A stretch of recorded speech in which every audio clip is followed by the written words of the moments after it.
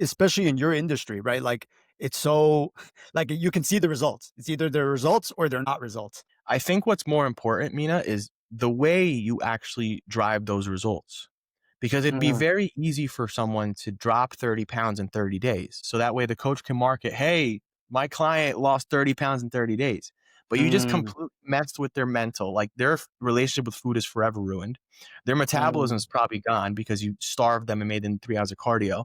And now you've mm. also taught the person that it's like, you know what? The only way for me to lose weight is if I do XYZ. And that's why what happens is on day 31, they rebound, they'll end up gaining the weight back. And then they'll Oh, never even try to lose weight again because they know how like how much they suffered during it. They're right, like, right, right, right. well, the only way for me to lose those 30 pounds is if I do that 30-day sprint, which was absolutely hell. So I think your fitness journey is 80% mental and 20% Uh, physical. Like that's kind of the biggest thing. Like you change your mindset, the mind will lead where the body goes.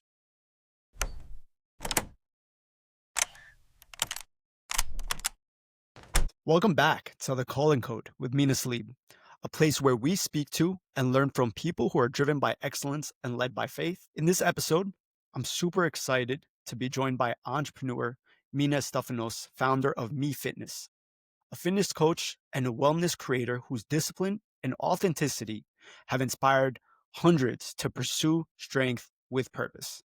Together on this episode, we'll explore what it really means to build a life rooted in discipline and resilience, how the gym became a place of both physical and purposeful transformation, and how discipline in fitness can mirror discipline in life. You're chasing physical goals, spiritual growth, or simply trying to stay consistent in everyday grind. This conversation will really challenge you to push past excuses, live a life of conviction, and find strength in your purpose. And with that, Mina, thank you so much for being here. Dude, what an what an awesome introduction. Thank you. You definitely talked me up a little bit, but thank you for having me on the show, Mina. I was No, just telling I was just yeah, telling you, you have a great name, I love the name, which is nice, but I'm really thankful to be here, man. Thank you. yeah. Well, thank you so much. I've been, like I was just saying, I've been watching your journey for a while. It feels like you've kind of skyrocketed over the last like year or two, and I'm so excited to kind of delve into everything you've been up to with your business and getting into um, the transformation you've had, and then the transformation that's happened with so many of the people you've worked with. But I would love to just take a step back. I always start off with just getting a sense of who the person is, and I would love to get a sense of who you are. Who is Mina Stefanos? Of course, man. I mean, who is Mina Stefanos, right? Or Mina Estafanous. It was close enough. That's fine. But I'm just a guy that's kind of been through a lot of different fitness journeys within his own journey. Like I kind of explain it where it's more, your journey is always peaks and valleys. And I think everything in life is more just peaks and valleys. Like it's not, you're never going to be at the top of the mountain for a longer period, like a long period of time, right? And the valleys, as corny as it sounds, makes you appreciate the mountaintops. But I think in general, like my whole mission and purpose, at least in my own personal journey, is just to make the valleys as short as possible and the mountaintops as high as possible. It's just kind of how I live my life. I mean, just to give you a little background, like I am first generation American, right? Like my parents came from Egypt, and I came from Egypt when I was 2 years old. And honestly, man, like I won't sit here and say that we had an extremely hard life growing up, but we definitely didn't have it easy.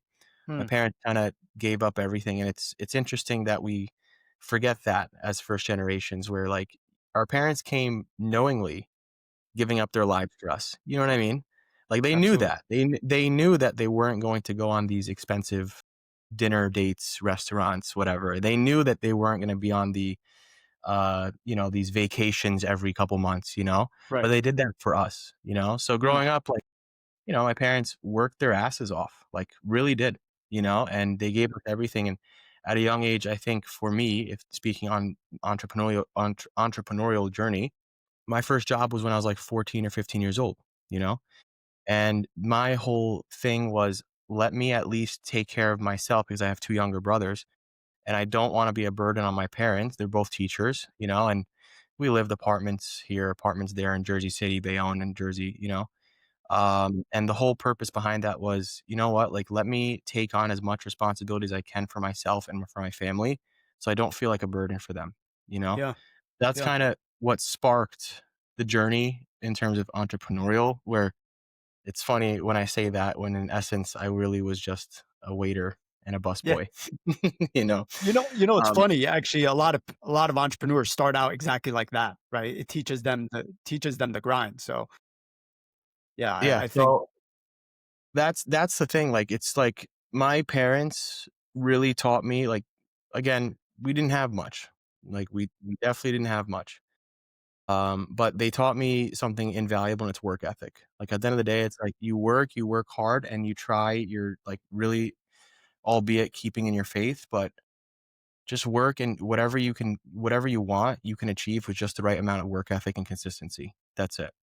And that's kind of the thing. So that's, I guess, the foundation of who Mina is. It's really just hard work and just go towards whatever you're trying to achieve.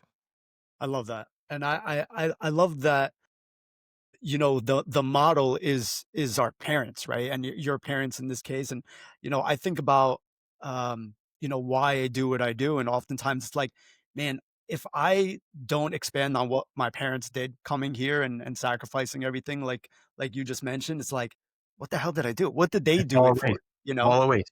Yep. Yeah. Yep. So I love that that's kind of like your foundation and the reason why you kind of built up this work ethic and where you learned it from. I'd love to just get a sense, has fitness always been well, actually, can you just give a little bit of a background on MeFitness and what it is and how you started? Yeah. I love, by the way, when people say Me Fitness. I didn't even Mm. think of it like that, but I love the name. Yeah. At first, it was just my initials, Me Fitness, you know? But, I'm like, Me Fitness sounds good too, so that's fine. But, like, I established Me Fitness or Me Fitness in 2019. That was when I first started coaching, right? But my own fitness journey actually started in 2011. That was when I had my first gym membership, you know? And at the time, like, joining the gym was, like, very much a scary thing. Like, I was a kid in high school. Like, I grew up very, like, low self-esteem, low self-confidence because I was just an overweight kid that just got bullied whenever he's at the water fountain, you know? Like, Uh, uh, that's just how my life was, you know? right. Um, so I think the culmination of when I launched ME Fitness was after years of trying things myself, and I always had, like, kinda like this thing where whenever I was training with someone, I always wanted them to improve, Uh, because that's just how I am. I'm always looking to improve in any sense, like just being that cliche saying of 1% better, But I had this knack of trying to extrapolate that towards the other people I was working with. Like, hey, you just did 25 pounds, let's go for 30 pounds, things like that. So I think that stemmed very early on when I was working out with other people, you yeah. know? But in my own journey, like, man, the amount of times I would lose 60 pounds or 70 pounds just to gain it all back, like, Right. it happened quite a few times, and I had a Wow. very unhealthy relationship with food. Binge eating was my outlet. I'd hit up the local Chinese buffet, and there was one time we got kicked out. Not even kidding. Really? Yeah, Because you just we got would kicked out of. they're like, "It's enough. It's enough. You gotta go." We ate so much food, and I remember this story vividly. Actually, we're at this Chinese buffet, and my friends that are watching are going to confirm this. Yeah. We called it, like, it was like our secret spot. We didn't want to tell, like, a lot of people about it because it's just ours, like just Yeah. stupid things that kids do. Right. But this one Japanese chef is in the background, right? Like, he's really working as hard as possible on these couple rolls of sushi, like quite a few rolls of sushi. And we're Right. just watching because there's no sushi on the plate. I'm like, dude, I want some sushi. So go up. So as soon as the guy, like, I'll never forget this. As soon as the guy puts the food down on the counter, I go up because obviously I had to. My friends were just, like, sitting at the table egging Yeah. me on, whatever. Get the whole stack, put it on my plate, and just walk away and eat. No, And no. we finished. Took the tray and left? We literally took everything. Like, there was not a grain of rice left on that counter. Oh, man. Like, but that was That's that was me. Like, that was yeah, how yeah. I would go, and our goal, like, looking back, it was kind of screwed up in the head, but our goal Yeah. was to try to out eat each other. So Wow. that was how we grew up. And like, That's crazy. although the bonds that I formed with these guys like are incredible, they're like one of Yeah. my closest friends. Yeah. But it was a very unhealthy way of thinking, you know? Like Like forming over a really yeah, destructive habit. yeah. Yeah. And that's how we got kicked out of the Chinese buffet, because because the owner comes to me, he's like, "Hey guys, like you can't be doing this. Like there's no sushi Yeah. for anyone else." I was like, "It's all you can eat, man, right?" I thought we paid the $20. What Yeah, it's like, happened? come on, man, getting my money's worth. I'm like, dude, he's like, dude, you've eaten for like 5 people at this point, you know? Yo, that's But hilarious. that's where my mindset was, like just Mm. eat. It didn't matter, and Yeah. I remember vividly, I would finish these outings, go home, look at myself in the mirror and just be like, man, like, what are you doing? Yeah. You know? Like, and this was years into me working out and dieting, you know what I Yeah. mean? So when I launched MeFitness in 2019, I started coaching for free. Like Mm. genuinely, if you need some help, let me help you. That's it. Yeah. And I still have, believe it or not, I have three clients that have been with me since 2019, Wow. you know, because Damn, that's just, that's that's so just, cool. yeah, like almost what, 7 years now. Uh, right. We're Awesome. about to be 2026. The time Yeah, about flies. to be. Yeah. But yeah, so when I launched MeFitness, it was just, I was working at a bank at a time. Uh, Mm. I was working in finance at the time. Yep, finance. I've had many jobs over the years, as I explained. Same, same. Yeah. But working in finance at the time, just moving up the corporate ladder, I will say I was definitely good in finance. It just wasn't where my heart was. Yeah. Like worked for a pharmaceutical company on the pricing side and the finance side. So like negotiating drug costs for people and honestly screwing people out of money. I'm not gonna lie, like just making the corporation money, you know. Right. Right. But that's when that's the culmination. That's when I launched Fitness. That's awesome, man. And what I love about that is like I feel like every entrepreneur, their journey really starts from when they're younger before the business even starts, right? This idea in 2011, you were essentially, everybody's go-to accountability partner in the gym, right? It's like, hey, this guy's gonna push you. You want to go with this guy. And from there, it's like, I'm kind of good at this. I'm kind of good at just encouraging people to kind of, Well, I will say at yeah. 2011 I was not good. Okay. I was not good at it. But But you were later, pushing your friends at least to, well, you would lose and gain and whatever. But I like that the seeds are planted so early and then they kind of progress and grow with you, yeah, which is yeah, which is really and cool. So yeah. no, I was just gonna extrapolate on that and say I agree 100%, but I will also say that wasn't always the vision. Mm, Like, the vision in the Middle Eastern community, as you probably have talked to many others, is you got to be a doctor, yeah. engineer, or lawyer. You know what I mean? Like one of I those was gonna three. be a dentist. Yeah, I was gonna be a So doctor.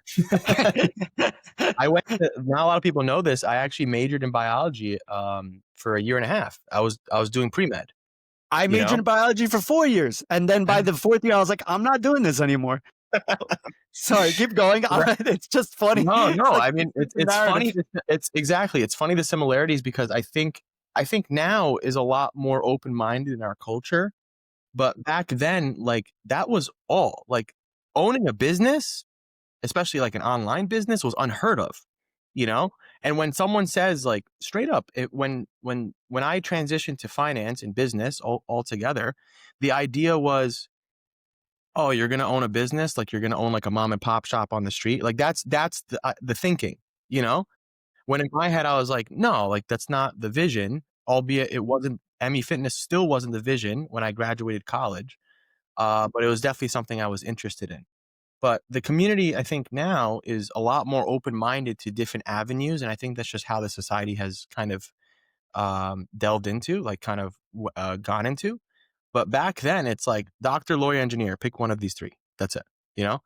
Yeah, absolutely. And like I do think it's now actually kind of celebrated. I think like when people see us doing different things, they're like, man, this dude's really doing great. Like, especially your business in particular. Like I've heard your business from other people that are not even your clients being like, "Man, look at this guy's page. Like he's doing really well." And it's just like a place of admiration for, "Hey, it's really cool to see somebody in our community doing really great stuff in a specific industry or sector that's out of the norm for us." Which, I love the fact that we've kind of evolved from there. Uh, just I would love to get a sense of like, so by 2019, you started working with around 3 clients by 2019? Yeah, I would say like a handful, definitely less than 10, Yeah, around and there. so how did the business kind of evolve for you? How'd you kind of grow it out and scale it to the point it is now? You know what's funny, man? I had no thinking of scaling this. Oh, Like wow. up until maybe 2021, I did it for like 2 years just as passion. Like I'm like, you know what? Like let me just do this. I was charging like stupid low rates, like after just because genuinely like after the 10th person, I was like, all right, like people like don't take it serious unless they're taking something out of their pocket, right? Right, right, And then B too, like in order for me to like really also serve someone to the best of their ability, there has to be some sort of like accountability on both parts. You know what right. I mean? Yep, yep. But up until like 2021, like right after COVID, I wasn't thinking about scalability or anything like Uh, that. Like I uh. genuinely was just thinking, I like doing this. People need this. Like, let me help. That's all. And I And you're enjoyed still it. working at the bank or the pharmaceutical company at this time? Yeah. So 2019 to 2020, I left actually the finance job in 2023, which we can touch on later. But yeah, I was working in finance and again, I told you I was very good at what I did. I just wasn't passionate about it. Uh, and like I in the span of 5 years, I had 5 promotions. Every year they were just shelling out, and at the point where the last promotion was kind of like almost like me leveraging a little bit. You know how the Yeah. corporate world Yeah, yeah, works. yeah. So it's just like leveraging your knowledge and leveraging your expertise and be like, hey, I want to make this role my own. Yes or Yeah, no? And they're yeah. like, okay, fine. So in 2019 to 2021, again, it was just a passion project. Like, just I like doing this. I'm learning a lot. I still learn a lot, but that's more than likely what I did. And then up until 2021 was where I was like, hey, like business is going good. Like this can actually be like sort of like a real thing. You know, and that's when I started scaling for real, for real. Uh, Like where like obviously marketing a little bit more on Instagram. Like that's kind of I think that's when around where I started taking social media more seriously, you yeah. know? And then from there, it's just all about like just driving results. I think for us and what I do in the company, not to sound corny, but we genuinely care about the person. Like this is not a numbers game to us, you know? It's just the numbers will come based off of the capacity and based off of obviously the results, Yeah. at the end of the day. Yeah, especially in your industry, right? Like it's so like you can see the results. It's either they're results or they're not results. So it's one probably an easier thing to market. Or somebody's really overweight and then they're not, and you can kind of show that comparison. Or like what would you say about that? I actually would challenge that a little bit Okay. just based off Yeah. of like what we've seen or what I've Yeah. seen over the years. Yeah. Yeah, please. At the end of the day, like, yes, results are huge and you want to be able to show off the before and after, right? And you already know this in the Middle Eastern community. Like, it's kind of, I wish I could show 50% of the clients that we actually work with. Just people don't want to be shared, and that's fine. That's completely normal. That's fine with us. But I think what's more important, Mina, is the way you actually drive those results. Because it'd be Uh, very easy for someone to drop 30 pounds in 30 days. And there's a lot of coaches in the industry that will do that. And again, I'm just going to put this disclaimer out there. This whole conversation, I'm not putting myself on a pedestal. It's just my honest thoughts. You get what I'm saying? yeah, sure. 'Cause Yeah, yeah, please. there's a lot of surefire coaches out there as well. But it's very easy for someone to lose 30 pounds in 30 days. So that way the coach can market, hey, my client lost 30 pounds in 30 days. But you just Mm, completely messed with their mental. Like their relationship with food is forever ruined. Their metabolism mm, is probably gone because you starved them and made them 3 hours of cardio. And now you've also taught the person that it's like, you know what? The only way for me to lose weight is if I do XYZ. And that's why what happens is on day 31, they rebound, they'll end up gaining the weight back and then they'll never even try to lose weight again because they know how much they suffered during it. They're Right, like, right, right, right. well, the only way for me to lose those 30 pounds is if I do that 30-day sprint, which is absolutely hell. And I'm definitely exaggerating with the 30 days, but you know what I mean. No, no, I So, get it. well, So that's it's how traumatic in a way. it is. So I think your fitness journey is 80% mental and 20% physical. Like that's kind of the biggest thing. Like you change your mindset and then you'll be able to change, like the mind will lead where the body goes. You know what I mean? You know what I mean? And I think that's something that's not touched on a lot in our community, like your mental health and your mindset. It's a lot better the last couple of years, Hmm, but it's also just thinking to yourself, the way you lose the weight and the way that you get to the end point, right, may determine where that end point actually is and if that actually lasts or not. You know what I'm saying? yes, yes, yes. So how do you reshape somebody's relationship with food, with exercise, with all these things that they've kind of built up over years, right? Like, 20 years, 20 plus years, 30 years. How do you reshape somebody's relationship with these kind of core things in their life? You have to meet the person where they're at, because everyone's a little different. Like you'll have someone like a man or woman that just came off of like a keto diet where they just gave up all their food, whatever, and then they lost the weight and now they're starting to gain it back and they're just completely like afraid, right? Right. You'll Right. have someone who might just be okay with healthy eating, but they also feel like, they can't really enjoy their diet, whatever, and then they're not seeing progress. Or you'll have someone who is afraid to step into the gym because they just feel intimidated with the fact that they think that everyone's looking at them and they don't know what the hell they're doing in the gym. And, Mm. although everyone feels the same way, so you might as well just go, you know? Right. Right. But, I think with us and, like, with me, it's just I kinda have to relate to the person only because I've kinda gone through those things myself, Mm. like, I've been the guy that did keto, I've been the guy that did hours of cardio, I've been the guy that's been afraid to go to the gym, like, all these different things.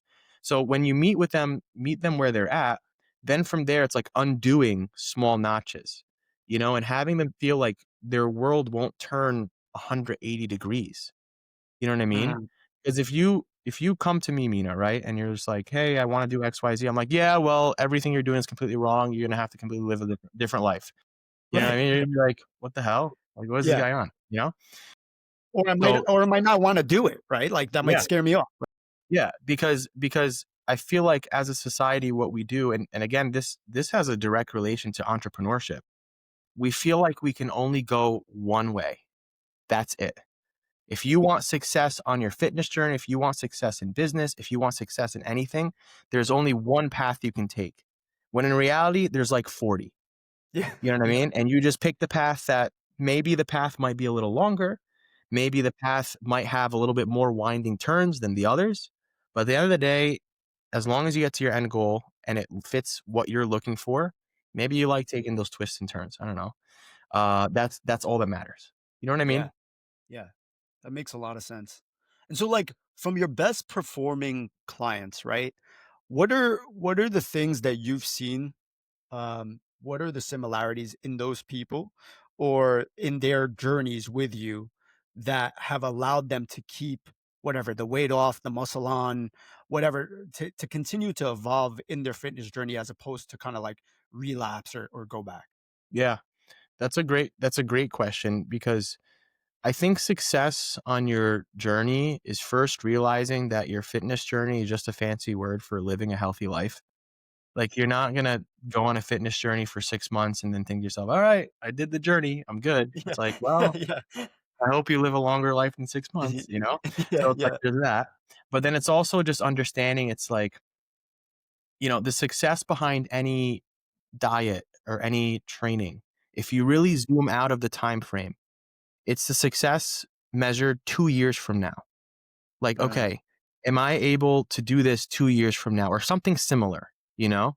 Like that's how we measure success. It's like, well, this person lost 20 pounds, which is amazing, right? And they're completely at their goal. But 2 years from now, are they gonna come back and say, "Hey, I'm still down 20 pounds?"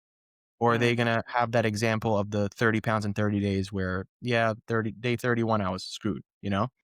So the similarities I think with our top performing clients, like I it's not about age, it's not about occupation. It's not about like the normal demographic of like how you determine your niche or your target market. I think it's more about just being able to ask questions. Like that's genuinely it. Like if you can treat I know it's simple and it's It like is really interesting. Yeah. yeah, it's just if you can ask questions and you can communicate, right? And just ask why. Like, Mm, "Hey, why am I eating more carbs now than I was in a fat loss phase? Why?" Or why am I now doing 3 days of cardio instead of 4? Or why am I doing 4 instead of 3? When you can ask these questions and learn, then it does 2 things. 1, it solidifies the fact that you're learning along the way. That way you can do this years from now. But 2, when you're actually given a reason behind why you're doing certain things, it gives you conviction. And when you have conviction and belief, what you're doing makes a lot more sense, right? yeah. It's like, Yeah. okay, I'm doing this because the expected outcome is this. And lo and behold, when you see the expected outcome, you believe it even more. You know what Yeah. I mean? So then it's Right. more of understanding as well. Yeah. That's awesome because I love the way you broke that down because I think that is so applicable to really all the things we're trying to accomplish in life, right? Like nobody says anybody working on their spiritual journey is not like, "Oh, I'm holy now." Right? Like I'm good, I'm great with God now. I'm amazing. It's like, Good. no, no, Yeah. this is a continuous, you know, thing that you're working on, a continuous relationship that you're building, continuous lifestyle you're building. And all of these things, right? Like anything in my professional career, fitness career and in any of these things, these that principle really builds up to kind of the ultimate goal you really want. Yeah, that's I genuinely believe what you have to do on your fitness journey is exactly what you have to do in life in all aspects. Like, you have to understand there's peaks and valleys. You have to understand that progress isn't always linear. You have to understand that your mindset is more than anything.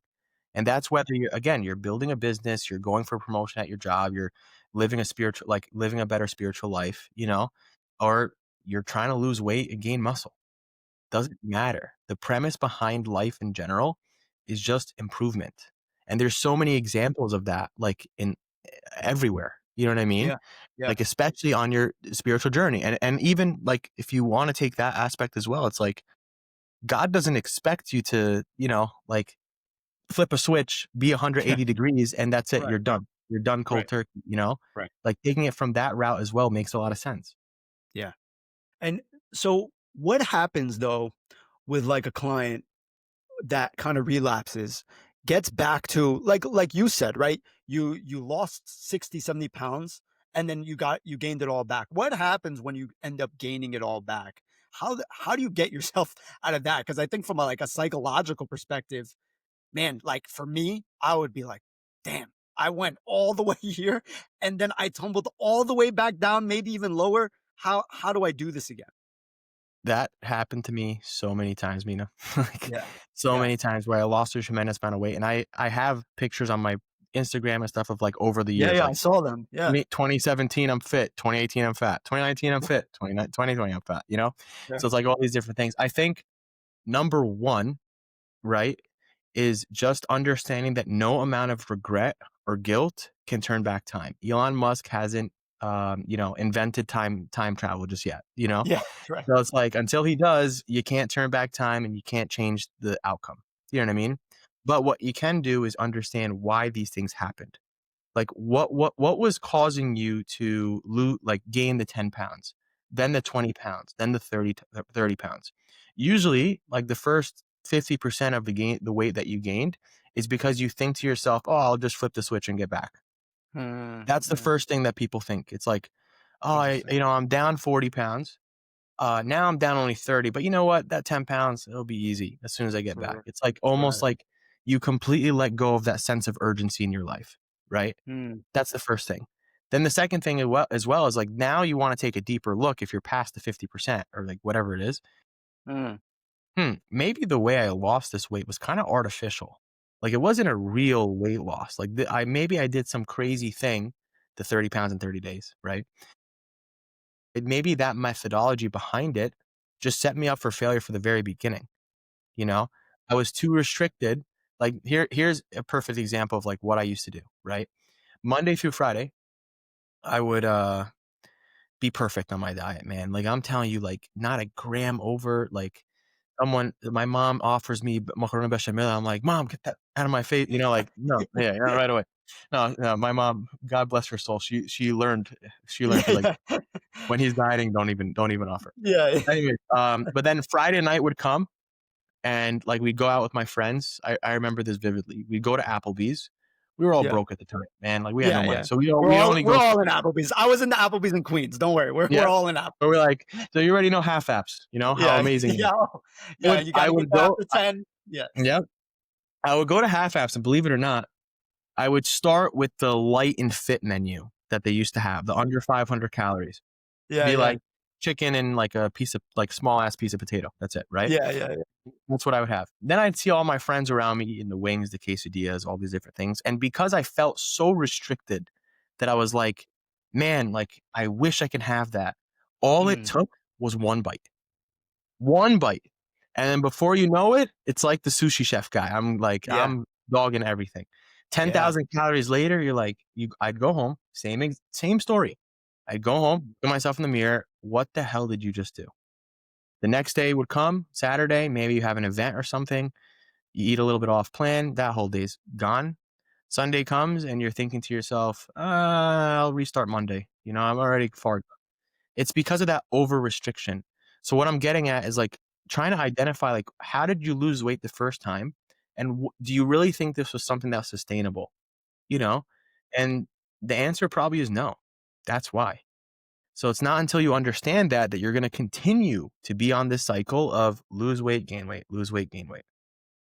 Yeah, and you know what's so interesting? I've heard a lot of people talk about, alcoholism, trouble with, addicted to smoking, addicted to pornography, any of these things, right? Like it has such similarities with putting yourself in the environment and then kind of like relapsing and then, starting all over again, starting the cycle over again, looking in the mirror and being like, what did I just do? How do I get back on the, and it's like, to your point of like really not putting yourself in the environment, really actually changing your lifestyle and building good habits is the thing that actually stops you from or gets you to the place where you want to go and stops you from going back.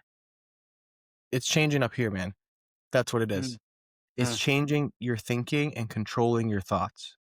Like I told you, like I'm very big on mindset work and like maybe more delved into it than like most of our community. You know, like I try to, obviously talk to my clients about it. Like me, as hippy dippy as it sounds, I wake up every morning, meditate 10 uh, minutes, yeah, journal 10 minutes, watch something for 10 minutes. You know what I mean?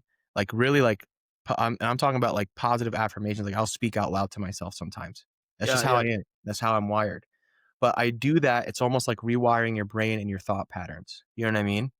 And until you can change this and change how you view certain things and being okay or being less focused on instant gratification, which is really the focus behind basically any addiction. Like any addiction, you want that quick fix. You know what I mean? Of whatever it is. And weight loss can be one of them, you know? So until you let go of that, you're going to be stuck in the same thing, you know? And like you said before, everything is related in one sense, like the entrepreneurial life, the business life, the career, the dieting, everything. yeah. No, absolutely.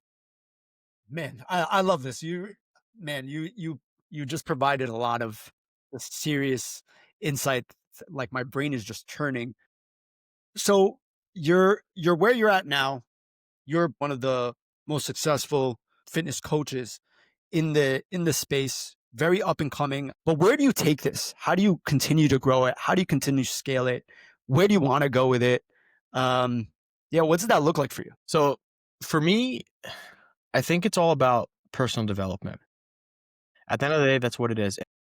Obviously, identifying bottlenecks is huge in business. Like, all right, where's my bottleneck? How can I fix it? That's really what it is. Like, just identifying bottlenecks and just moving on to the next one, right? My biggest bottleneck for the longest time was me, just me. Like, my time, my effort, my inability, especially back in 2023, to delegate, in 2024, actually, to delegate. That's huge. So I think for me, and I'll even, I guess I'm the type of person where I don't really gatekeep information, you know?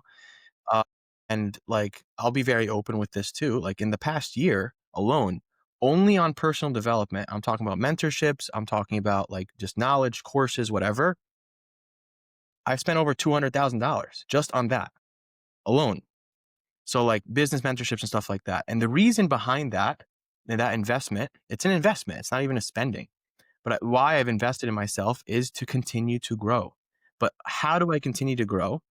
The thing that's really important to me is scaling this, but without dwindling the service. That Yes. is the most important thing because there's Mm, so many times and so many people that you see in this space that all they care about is just grow, grow, grow, grow, grow, right? And not understanding that yes, there's a growth season in business, but there's also a system season in business. And yeah. if you continue to focus on the growth season, your systems go down the crap, you know? Yeah. Yeah. So for me personally, like why I've invested that many, and I think we're going to double the spending next year on the mentorships is genuinely because like I want to learn how to continue to grow, how to continue to deliver a better service for my clients, while still holding on to the fact that we just care. Like that's something that I just talked about today on my Instagram. Like one person that's not even my client. Mm, Like this is how sad sometimes the coaching industry can be. Not even my client. She's just in my DMs asking me questions. And like mm. she genuinely like opened up like she was struggling a little bit. Dude, I called her just out of the blue. Called her right away. Called her and asked her and just asked. And I didn't even sell her. Like I was just like, okay, cool. Like if you need anything else, let me know. A couple days later, she comes back and she like we actually scheduled a call. And there was a question she asked me. She goes, hey, like, can I ask you a question? I'm like, yeah, sure. She's like, why did you take the time to speak to me? Like you could have easily like just moved on to the next person. Like so many, you work with so many clients. You obviously your DMs are flooded, Yeah. but you took the time to speak to me at like 9:30 at night. Why? And just like the answer to me, like again, not to put myself on a pedestal, but it's just I care. And I thought that was a very obvious thing, but it's Yeah. not. No, You it's get what I'm definitely not. saying? Yeah. So as I scale this, what I want to do is continue to keep that service and keep the moral value of we're in the business of caring, not coaching. It sounds like such a, a I love marketing. that. It I sounds like love that. We're in yeah, the business of caring, not coaching. I love that. yeah, Ah, that gets me hyped because I think that to your point, that's your biggest differentiator, right? Like if you care more, more people will care about you, to be honest. So, and I love that. And you know, like the investment piece, the idea of like investing that much money in yourself reminds me of LeBron James saying, you know, he invests over $1 million just in his body every year yep, to get ready for yep, the season. yep. And like I think some of the actually all of the most high profile, the best performing entrepreneurs, athletes, whatever it might be, are investing in themselves. And if you're not doing it, you're just kind of going to get left behind. You know, stuck in the grind of whatever you're trying to kind of accomplish without Yeah, systems. So, and man, like two things. One, like obviously the willingness to not let go of the caring is number mhm, one, and number two, just like I'm a very competitive person sometimes, even though like it doesn't come off as competitive. But I'm just willing to outwork everyone. Like that's just how I am. Like I'll spend 14, 16 hours at my desk at a day sometimes just because that's just me. Like I love what I do and it doesn't my poor wife will come to me. It's like, "Mina, it's like 10 PM. can Like we you've been at eat? your you." She's like, "Can we?" No, she's learned to eat without me. But that's like you've been at your desk since 7 AM. Like, you don't want to take a little break? You know, it's like, yeah, I think so. Let me just do one or two more things and I'm good. You know what I mean? Like You things can like literally just sit in front of you can literally sit in front of your computer just going at things for like 9 besides hours. besides yeah, besides like maybe like a 30-minute walk that I'll take.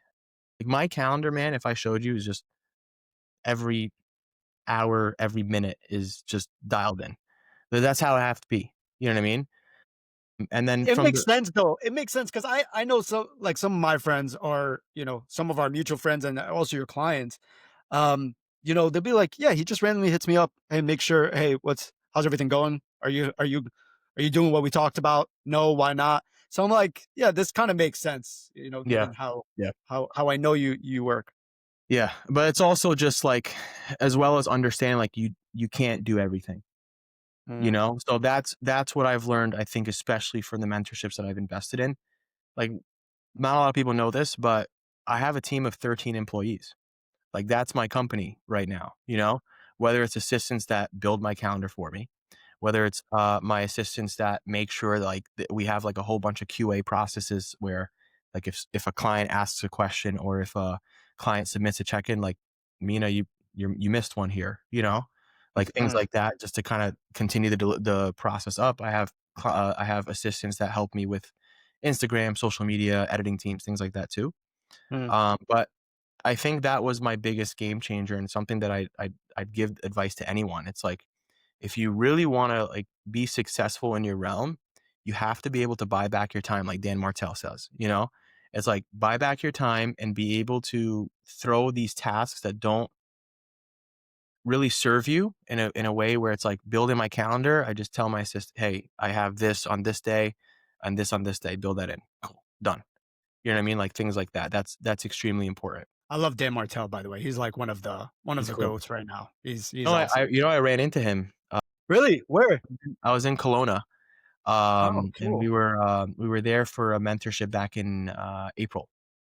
Nice. Like, one of my mentors lives there, so he'll fly us out. It was something like he bought a mansion. We just stayed at the mansion. We were at a park walking, and he's just walking. I just like ran into him. I was like, "What the heck?" I didn't even say hi. I just kept walking. Really? Yeah, I did. The guy was with his kids, man. Like, Oh, yeah, yeah. No, okay, okay. what am I gonna Yeah, do? no. Be like, "Hey, can I get your autograph? No, Who are your kids? Let me talk. I have this no, one like when I see property." those guys, I'm just like, yo, like just a heads up, you really appreciate all the things you're doing because I it helps me. So, yeah.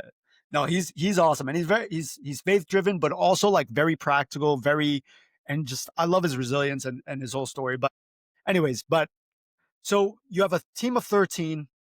Um the idea of continuing to kind of scale up the brand and continuing to care about people.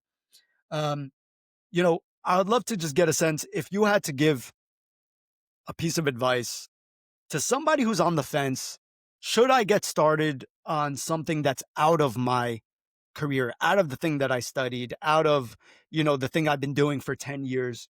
What would you say to them? Something that might want to dive in and be an entrepreneur themselves. I'm gonna give the simplest advice ever. Probably the Yeah, simplest please. advice that you've heard on the podcast. If it's that important to you that you can't go another minute without thinking about it, just do it.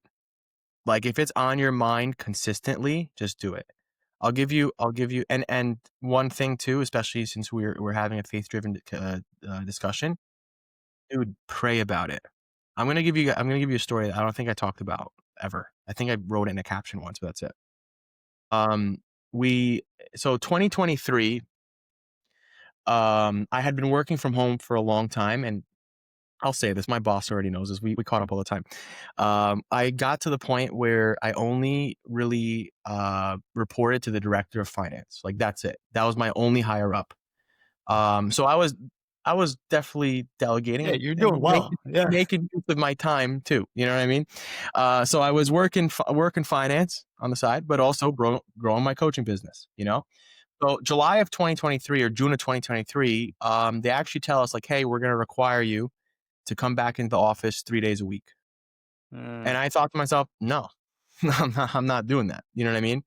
Because if I go in the office 3 days a week, you got to remember how convenient it is. Like, if you're running an online coaching business, to be able to work from home. So like, in between meetings with finance, I'm calling clients. You know, and at the time it was just me, and I had almost 100 clients at the time, just me.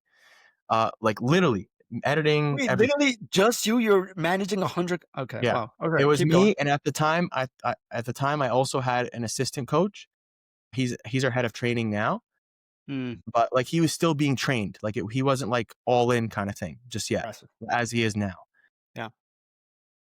Yeah, that was some interesting times. I'm taking like a finance call, You then didn't sleep, right? Like you're doing 16-hour days for sure. my fiance at the time, my wife now, she like I would just tell her straight up, like, these next couple days, like, just I'm sorry, you know.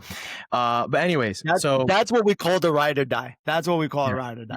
That's it. she's always my ride or die, Yeah. always. But So that email comes out, and obviously I ask questions to my director. I'm like, "Hey, like, is this true?" And she's like, "Yeah." And then I had a serious talk with her. I, like, really thought about it. I'm like, "Yeah, the first day," I was like, because at the time, I will say, the business and my finance was like this. Like, basically, like, I'm making as much from the business side as I was from finance, which was Mm, amazing for me, you know? right. The dual income for myself, I loved it.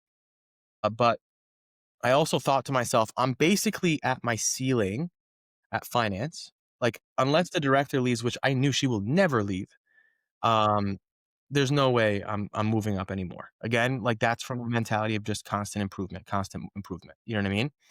And I knew, hey, this coaching thing that I've been doing for 4 years has a really high ceiling, but I can't possibly give more than what I do now because I still have finance, you know? Like, I didn't have any time, like, literally no time. So when that happened, I almost took it as a sign. I'm like, "You know what? I'm just gonna do this." Told him, "The first day that you guys require me to be in the office is my last day in the company." That's literally what I told her. And she, like, was baffled a little bit. She's like, "What?" But besides the point. Anyways, the story that I actually wanted to get into is those I left in September, and I told him at the end of July. So those 4 weeks, I gave him 4-week notice, was probably one of the most stressful times in my life, looking back at it. And there was a lot of prayer, a lot of times where a lot of self-doubt.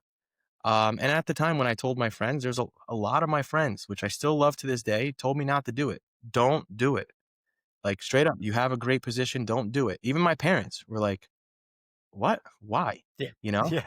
My Yeah. and my wife, fiance at the time, um, she wanted to support me, but she was also very scared because we were getting married in, like, 6 months after that, and you know how expensive Egyptian weddings are, you know? Oh, we need this Uh, money. Yeah, I just got out of one. We need the yeah, money. yeah, exactly. So anyways, I will never forget this. There was one time in end of August, like, probably the week before it was my last day.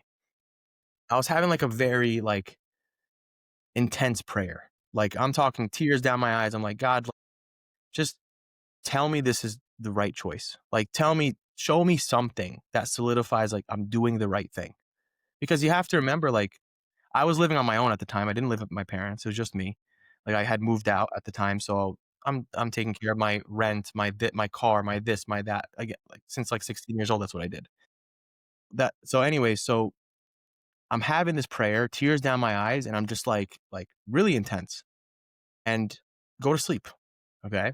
Next morning, I wake up, just go through my normal routine, whatever. Randomly during the day, I get 10 applications for clients, which at the time was the most I That's had ever gotten. that's Now cool. 10 applications is, like, kind of standard. But back then it's like 10 for nothing. I didn't do anything. So I literally You looked weren't up. running a campaign, you No, weren't nothing. no, no, just a normal day. So I literally looked up, I was like, "All right, I got it." After that, it was like, "Let's go." I was like, I just shot out of a cannon. That's it. I even told the finance people, like, "Stop bothering me. I'm leaving." You if I said this once, and it's probably an a-hole thing to say, but, like, "What are you gonna do? Talk to my next boss? You're speaking to him. What do you want?" I like that. I Just like because that. when corporate finds out you're leaving, like, they wanna milk you for everything. You know what I mean? Right. For absolutely Yeah. everything. So at one point, I put my foot down. I was like, "I'm not doing this. Like, you wouldn't have asked me to do this 2 months ago." You know what I mean? Yeah, yeah, So yeah, yeah. I remember that. Man, that's man, I love that. I love that story because that's how God works, man. It's so cool, especially when you're, like, trying to be as faithful as possible and trying to really lean into, what's your will? I really wanna know your will, and they'll just show you. So I love that. Thank you. Yeah. Thank you for sharing that. Like, that's You a got lot it, of, man. I've never lot of actually transparency. shared that out loud. I think through a caption once, but that's pretty people don't read my captions. Yeah, so that's fine. But They yeah, look at the picture, they look at the muscles, that's why. the one thing, Mina, that you just said about, like, asking for will, Mm, I feel like a lot of times, man, like, one other thing that I'll say is a lot of times we're just so focused on, like, praying for outcomes. You know what I mean?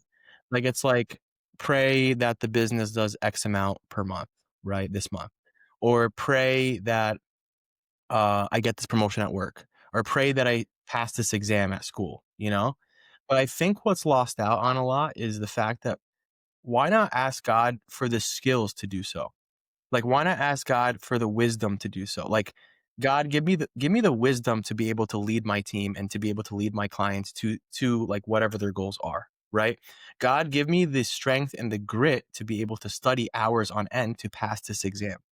Like, God, give me the skill set and to be able to and the knowledge to be able to find favor to get the promotion, because make me into the ideal candidate for this promotion. We're so focused on like praying for outcomes. We're like, please God, just get me this promotion. Please get me this exam. Like, let me pass this MCAT or whatever. Right? It's like, well, no, pray that you have the strength to be able to study for 8 hours a Be day enough. Yeah. and yep, and do that, you know? So I think that's one thing that's very powerful. Like when you're faith driven and you're running a business, it's like pray for wisdom. Pray to be able business just making decisions and making decisions fast enough. That's it. Like that's what Alex Hormozy says. Your business will only grow at the speed of your decisions. So it's like, God, give me the wisdom and give me the knowledge and give me the confidence to make decisions and make them quick enough. That's it.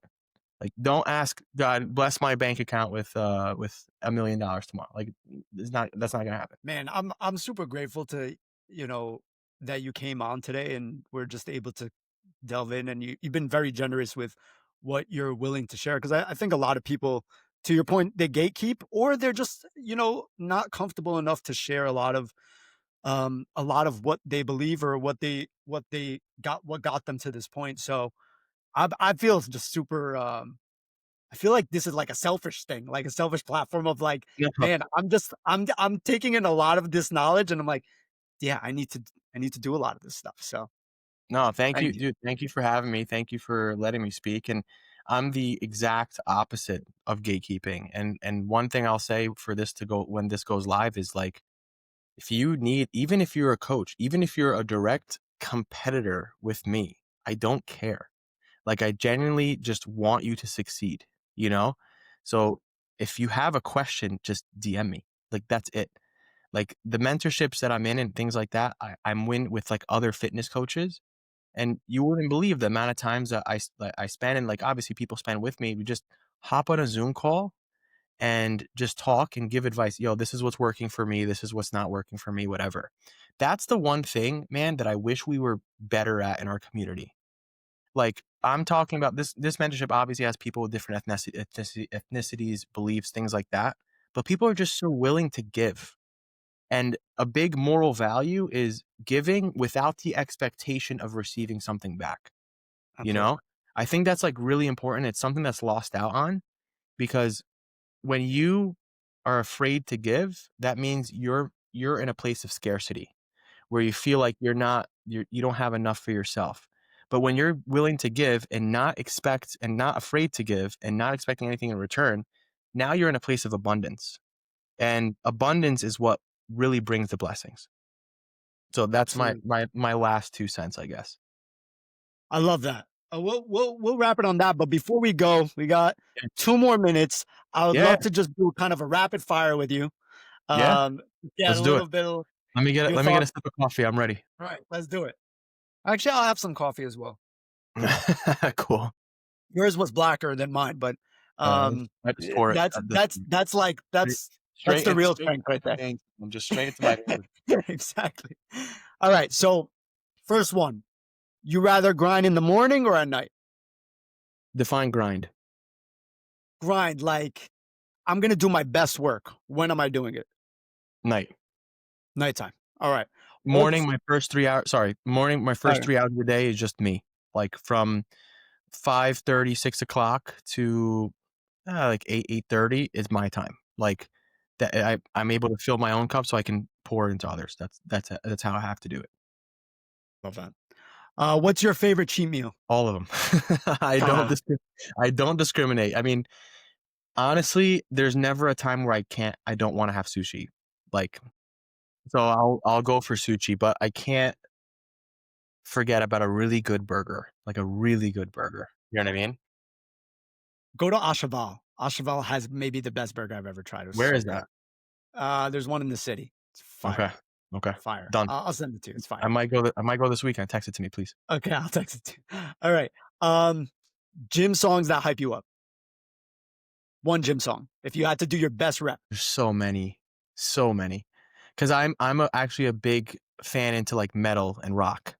You Oh know? wow. Okay, Yeah, cool. yeah. Like I'll listen to some like crazy stuff. People probably don't know this, but like this band, but it's called "Drowning in Emotion" by Caskets. You Ah. listen to that. I don't care if you're into rock or not. You listen to that, man. You're putting a PR up, no matter what. Okay. I'll do that. And then, of course, like you have the standard Drake and all the other Yeah, people. yeah, yeah. But that song has pushed me a lot of good PRs. So back in the day when I used to work out, my wife wants me to work out more, but I'll work on that. Uh, "Till I Collapse" was my song. But yeah. I mean, Oh yeah. that You know, song is "Till I Collapse," the background is actually metal clanging. You know that, right? really? No, I didn't know that. If you listen to the first 5-10 seconds, it's like an actual gym. They're moving weight. They're like Ah, hitting like metal plates together. So it's yeah, like it's even there. It's like it's meant to be a gym song, 100%. yeah, that song is crazy. Okay. What is the most underrated muscle to work out, to train? I mean, the most hated is legs, but I love training legs. Believe it or not. I think the most underrated, if you can really, really train it, is going to be your triceps. Oh. Because a tricep pump feels like no other because it hits the back of your sleeve if you're wearing like a t-shirt, you know what I mean? You're like, I'm the man. Yeah. I'm the man right now. Yeah, You know what I mean? yeah. So like if you can really connect with your triceps and get blood flowing to your triceps, then I would say triceps. But if you're not, Okay. then hit your legs, man. Don't skip legs. Don't skip legs. Only the weak skip legs. I like it. Uh, all right, and then biggest lesson 2025 has taught you? It's a deep question. I thought this was rapid fire. I just Uh, right out first of the thing that blue. comes to your mind. God's timing is perfect. Your timing is imperfect. That's it. That's it. We're gonna close there. With that, I want to say thank you so much Thank you, to bro. Mina Thank you. Estafanous for joining us today. It's been an absolute pleasure. You drop an crazy amount of gems. I know you have so many things to do, but I really appreciate you coming on today, the Call Look, and Code. man, thank you. Thank you for making the time. Thank you for having me, man. And I'm more than happy to come at any time. You just let me know. I really enjoyed our conversation, dude. Seriously. And I love what we're doing, what you're doing, especially bringing kind of vision and clarity. And for anyone listening, man, like just believe in yourself. That's it. Like just believe in yourself and bet on yourself and double down on it too. So thank you again, Mina. I really I enjoyed love the it. conversation. Have a great day, man. God You bless and too, thank bro. you all for joining. God bless you, bro. Talk to you soon. Peace. Much love. Bye.